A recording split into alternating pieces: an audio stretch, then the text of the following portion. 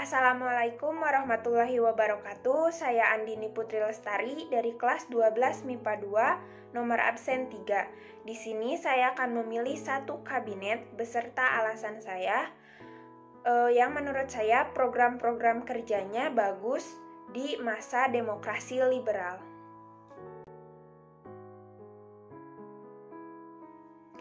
Saya memilih kabinet Burhanuddin Harahap karena menurut saya program kerjanya terrealisasikan dengan baik.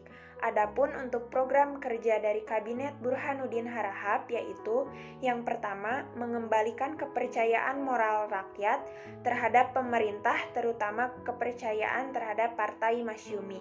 Yang kedua, melaksanakan sistem yang sudah direncanakan kabinet dan pada akhirnya direncanakan sesuai rencana pada tanggal 29 September 1955.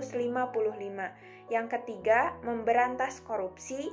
Keempat, menyelesaikan masalah inflasi ekonomi yang semakin meningkat.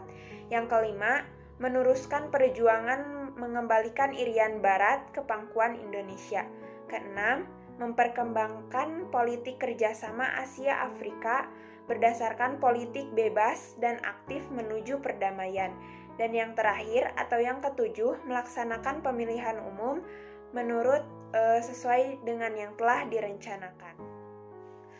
Adapun pencapaian pada kabinet Burhanuddin Harahap diantaranya, yang pertama, pada kabinet ini mampu menyelenggarakan pemilihan umum untuk pertama kalinya di Indonesia pada tanggal 29 September 1955.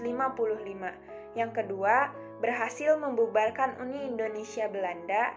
Ketiga, dapat memberantas korupsi hingga puluhan pejabat yang terlibat dalam kasus tersebut banyak ditangkap oleh polisi militer. Yang keempat, terkabulnya tuntutan Aceh untuk menjadi provinsi terpisah dari Sumatera bagian utara. Dan yang terakhir atau yang kelima, berdirinya USU di Aceh dan Sumut sebagai lembaga pendidikan. Alasan yang memperkuat saya memilih kabinet Burhanuddin Harahap adalah karena kabinet ini mampu mengemban tugasnya dengan baik dan melaksanakan program kerjanya hingga selesai. Pada kabinet Burhanuddin Harahap juga merupakan kabinet yang pertama yang berhasil dalam menyelesaikan tugas-tugasnya. Berbeda dengan kabinet-kabinet sebelumnya, pada kabinet Burhanuddin Harahap ini berakhir bukan karena dijungkalkan oleh kabinet lain, melainkan karena memang masa jabatannya yang sudah habis dan memang karena tugas-tugasnya telah selesai.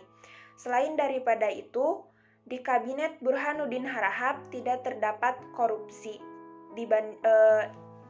dibandingkan dengan kabinet-kabinet sebelumnya yang terdapat banyak korupsi. Pada kabinet ini juga memberikan dampak yang sangat besar bagi pemerintahan Indonesia hingga pemerintahan Indonesia bisa menjadi jauh lebih baik.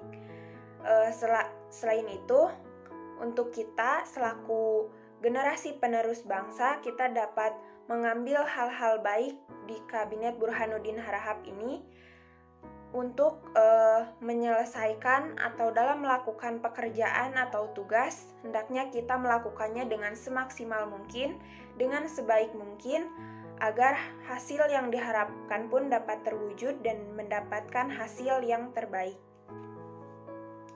Sekian dari saya, terima kasih. Wassalamualaikum warahmatullahi wabarakatuh.